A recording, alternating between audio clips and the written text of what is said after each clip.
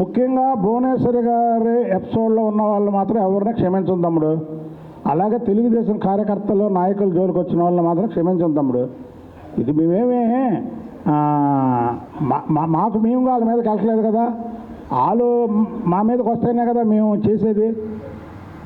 కాబట్టి మేము ఎవరైనా క్షమించాల్సిన పని లేదు.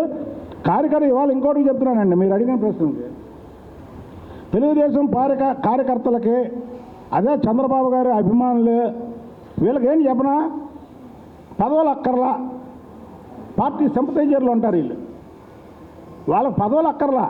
ఇప్పుడు సరే మేమంటే పదవులు వాళ్ళకి పదవులు అక్కర్లా.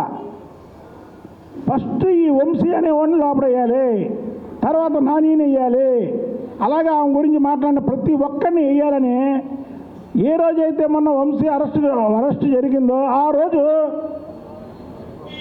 చంద్రబాబు నాయుడు గారి నాయకత్వం మీద, చంద్రబాబు గారు లోకేష్ బాబు గారి మీద కార్యకర్తల్లో రెట్టింపు ఉత్సవం జరిగింది. అది ఇందా చెప్పాను కదా, భువనేశ్వరి గారిని అంటే ఎవరి కాళ్ళు మా తల్లిని మాట్లాడాడనే ఒక ఫీలింగ్లో ఉన్నాం. వాళ్ళు అరెస్ట్ చేయగానే రెట్టింపు ఉత్సవం అంతే. వాళ్ళు ఏ కార్యకర్త దగ్గరికైనా వెళ్ళి మీరు తెలుగుదేశం కార్యకర్తకి నీకు పదవి కావాలా, వీళ్ళని లోపడేయడం కావాలని అడగండి, నేను నాకు లోపడేయడమే కావాలంటారు.